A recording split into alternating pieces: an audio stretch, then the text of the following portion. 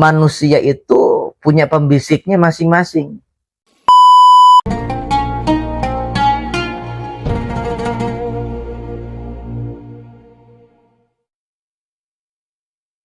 Kalau kita ini sudah mencari rezeki dengan cara yang haram, kalau kita ini sudah memakan rezeki dengan cara yang haram, ya dampaknya ya tadi kita masuk ke bagian yang namanya min ahli khutuwati syaitan. Yang disebut khutuwati syaitan, pertama nazghatus syaitan, bisikan-bisikan setan. Sebab kenapa? Manusia itu punya pembisiknya masing-masing. Kita nih semua manusia yang ada di dunia ini, kita ini punya pembisik masing-masing. Ada yang jadi pembisiknya malaikat, ada yang jadi pembisiknya ini hawa nafsu juga ada yang jadi pembisik setan juga banyak, ada yang menjadi pembisiknya adalah roh juga banyak. Makanya Sidi Syekh Abdul Qadir Al-Jilani itu dalam kitabnya Al-Ghunyah itu beliau menjelaskan ada 6 pembisik bagi manusia. Dia pertama khatirun nafs, bisikan hawa nafsu. Jadi ciri-cirinya kalau bisikan hawa nafsu tuh ngajakin kita buat apa tuh? Buat senang-senang, nah, gitu ya. Buat senang-senang dalam perkara yang haram atau perkara yang makruh atau bisa juga dalam perkara yang mubah. Contoh nih, makruh seneng kalau ngajakin kita banyak rebahan, banyak tidur gitu ya. Rebahan hukumnya mubah, tidur hukumnya mubah. Tapi kalau semakin ajakan hawa nafsu ini kita turutin untuk senang-senang dalam perkara yang mubah, banyak rebahan, nanti lama-lama dia bakal ngajakin kita buat senang-senang dalam perkara yang makruh. Dalam arti tidurnya kapan? Habis asar, habis subuh. Tuh. Ya. Jadi kalau nafsu itu sudah semakin dituruti, semakin dimanjakan, dia nagih kepada perkara yang lebih tinggi. Dari mubah ke makruh gitu ya. Nanti ujung-ujungnya naik kepada perkara yang haram. Ya sengaja tidur untuk meninggalkan sholat. Nah ya, seperti itu bisikan-bisikan hawa tuh. Udah, yuk nggak apa-apa, rebahan dulu sebentar, tidur dulu. Ya, Allah juga tahu kita lagi capek tuh, nafsu tuh begitu. Ya, jadi ciri bisikan hawa nafsu tuh gitu tuh, ngajak kita senang dalam perkara yang mubah, ujung-ujungnya hasilnya nanti nyerat kita ke perkara yang makruh sampai ke perkara yang haram. Ujung-ujungnya tetap ya melanggar, maksiat lagi kepada Allah. Itu bisikan nafsu. Yang kedua ada yang disebut dengan khatirus syaitan, bisikan setan. Kalau bisikan setan ciri-cirinya gimana Ustaz? Jadi gini, kalau bisikan setan itu tujuannya satu, alladzi yuwaswisu fi sudurin nas, untuk menyebarkan, menciptakan, menimbulkan rasa was-was, cemas, panik, gelisah dalam hati manusia. Jadi kalau kita lagi diam, tiba-tiba kita berdiskusi dengan diri sendiri gitu ya. Kemudian hasil diskusi, hasil lamunan tersebut kita was-was, itu bisikan setan. Emang setan itu selalu bikin kita cemas, was-was, nakut-nakutin kita terhadap perkara-perkara yang masih misteri gitu ya. Besok gimana? Minggu besok gimana? Bulan depan gimana ya? Oh nanti tahun depan gimana? Itu setan tuh. Kadang-kadang kita istirahat pulang kerja nih, kita kan depan rumah tuh biasanya ya. Kita depan rumah, kita ngopi gitu kan, Masya Allah.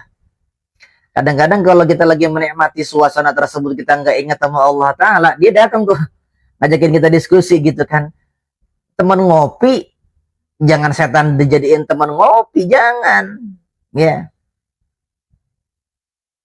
Coba sekarang kamu lihat gaji kamu berapa.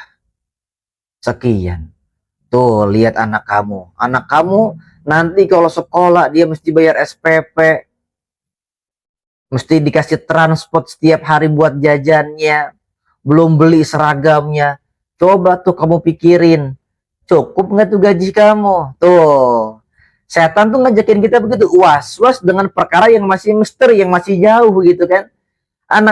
Anaknya masih 3 tahun, udah diajak mikirin, pusingin, cemasin anaknya kalau sekolah gimana. Kita sebagai orang tua merencanakan boleh. Ya, boleh, bagus. Bagus, Islam ngajarin begitu. Kita merencanakan. Oh, anak kita biaya pendidikannya kita rencanakan. Boleh, bagus. Yang kagak boleh kalau dipusingin. Setan kalau datang ke kita diskusi, ujung-ujungnya bikin kita pusing. Aduh, tuh. Ciri-ciri kalimatnya tuh apa? Aduh, edah. Oh iya, gimana nih? Tuh, iya juga nih. Saya gaji cuma segini. Kalau anak saya nanti sekolah gimana ya? Udah cemas. Akhirnya badannya selesai kerja, gantian sekarang pikirannya yang kerja. Apa nggak capek hidup begitu? Badannya istirahat, pikirannya lembur. Itu tuh yang bikin kita kadang-kadang, Masya Allah, udah capek tenaga, capek pikiran, capek tua dah. Udah jangan. Kita balas tuh bisikan setan. La ilaha illallah. Hari ini saya punya gaji segini. Ini pemberian Tuhan saya Allah. Allah itu Ar-Razzaq. Allah itu Al-Wahhab. Allah itu Al-Karim, Maha Pemberi, Maha Dermawan. Allah nggak mungkin menyanyiakan saya dan keluarga saya ketika waktunya tiba. Allah ketika memberikan rezeki anak kepada saya, sudah pasti Allah pun menyiapkan rezeki pendidikannya, rezeki kesehatannya melalui saya. Jadi saya tawakal kepada Allah. Yang perlu saya lakukan adalah bagaimana saya menjalankan apa yang Allah takdirkan kepada saya di hari ini semaksimal mungkin. Jelas tuh ya. Hasilnya apa? Kalau seseorang itu sudah termakan kepada was-wasnya setan, ngambil jalan pintas, cari dengan cara yang haram. Apa? Judi online. Tuh, sekarang kamu hari ini dapat duit berapa tuh? Kamu kalau pulang ke rumah nih sekarang, kata setan tuh gitu ya. Istri kamu pasti bakal marah-marah, nggak bakal terima dia kamu dapat duit segini. Coba deh kamu lihat tuh. Kemarin tuh teman kamu, dia baru ngedepot sekali aja bisa menang sekian juta. Kalau dia bisa, kenapa kamu enggak? Akal tuh. Dibohongin, dikasih tipu daya sama setan. Bener juga tuh kan. Iya ya. Kalau teman saya main gituan bisa menang, kenapa saya enggak? Akhirnya yang tadinya enggak download, jadi download. Main Akhirnya rezeki di hari itu bukannya nambah malah habis. Gara-gara siapa? Gara-gara bisikan setan diturutin. Pertama, dia menyebarkan rasa was-was agar kenapa? Kita bisa dikendalikan untuk melakukan perilaku-perilaku yang haram. Tuh, pintu rumah orang nggak dikunci tuh. Masuk aja dulu, siapa tahu udah hartanya. Kamu kan membutuhkan ini tuh, setan begitu tuh. Kamu kan sekarang sedang membutuhkan. Ya kalau bicara butuh, siapa yang gak kebutuh? Semua juga butuh. Ya, itu bisikan setan. Cirinya seperti itu, hasilnya seperti itu. Yang ketiga, ada yang disebut dengan khawtirul malak. Bisikannya malaikat. Kalau bisikannya malaikat, ini ngajakin kita buat apa? Buat melakukan kebaikan. Mencegah kita dari apa? Kekejian, dari kemaksiatan. Sama seperti khawtirul ruh. Jadi khawtirul malak dengan khawtirul ruh ini hampir-hampir sama gitu ya. Ngajakin kita buat baik, nyegah kita buat kagak bener. Jadi kalau kita mau maksiat, kemudian ada satu rasa bisikan yang menghalangi, itu bisikan dari roh ataupun dari malaikat gitu ya. Cuman begini, roh itu dia punya hak untuk diberi makan, sama seperti jasmani kita. Jasmani kita kan sehari semalam biasanya kan 3 kali tuh kita kasih makan, kita kasih minum. Jasmani kita kalau kita nggak kasih makan, nggak kita kasih minum, lemes dia, nggak bisa dipakai kerja. Begitupun roh, makanannya roh itu ilmu dan juga hikmah. Jadi kalau kita nggak pernah kasih makan roh kita dengan ngaji, dengan ilmu, dengan kajian, bisikannya akan semakin lemah, akan semakin redup. Sehingga mau maksiat remnya, kampasnya habis. Belum. Jadi kalau mau maksiat gampang, mau ibadah susah, karena ruhaninya lemah. Nggak pernah dikasih makan atau jarang dikasih makan dengan ilmu dan juga hikmah. Tapi sebaliknya tadi, kalau roh ini sudah semakin kuat dengan ilmu, hikmah dan juga ibadah, wow, yang namanya tarkul ma'asi, meninggalkan maksiat, semakin tebal tekadnya. Makanya dikatakan tuh dalam salah satu athar, orang kalau semakin dekat dengan Quran, ketika dia mau maksiat, itu nanti Quran bakal kasih nasihat dari dalam dirinya. Ruhnya akan memberikan bisikan. Aina mawa'idhi? Aina zawajiri? Mana peringatanku? Mana nasihat-nasihatku yang kau baca selama ini mana? Ingat apa yang dia baca dalam Quran, apa larangannya, apa kecamannya. Ingat, nggak jadi dia maksiat. Kenapa? Karena rohnya hidup, rohnya mewarnai dirinya menjadi benteng untuk yang namanya tarkul ma'asi, meninggalkan maksiat seperti itu ya. Jadi kalau kita mau meninggalkan maksiat, yaudah. Kalau mau istiqomah, satu, ngaji, kajian ilmu, karena asas agama ini ilmu. Nggak bisa orang itu istiqomah nggak ada ilmu, nggak bisa ya, harus ada ilmunya. Setidaknya ketika kita tidak berkapasitas untuk menyampaikan ilmu kepada orang lain, setidaknya apa yang menjadi pengetahuan kita itu menjadi asupan gizi yang baik bagi rohani kita, supaya rohani kita bisa menjalankan tugasnya dengan baik dan maksimal begitu ya. Yang kelima langsung nih, ada yang disebut dengan khadirul aql, bisikannya akal. Akal ini bisa dua, bisa bisikin yang baik, bisa yang buruk, tergantung dari akal kita condongnya kemana. Kalau akal kita ikut beriman, ya kita akan menggunakan akal kita untuk memahami agama dengan baik.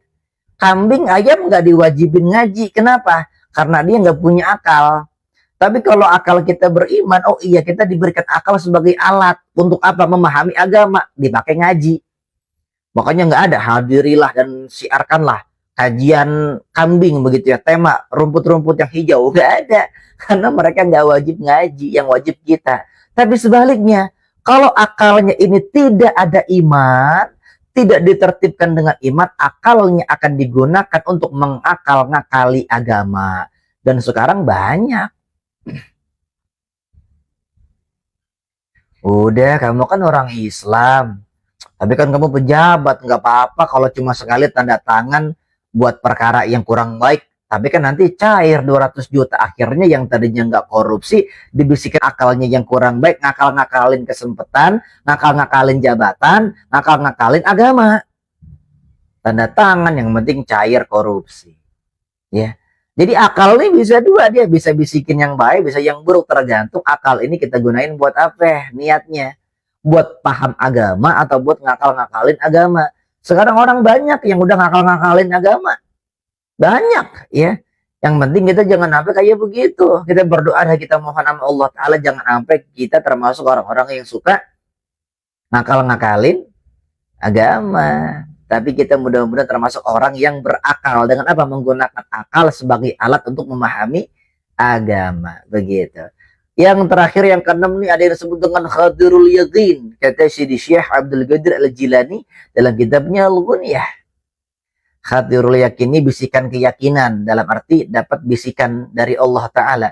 Tapi ini khusus nih, yang dapat begini itu nggak sembarangan orang, biasanya cuma ulama-ulama min ahlil khawas, para wali-walinya Allah Ta'ala saja.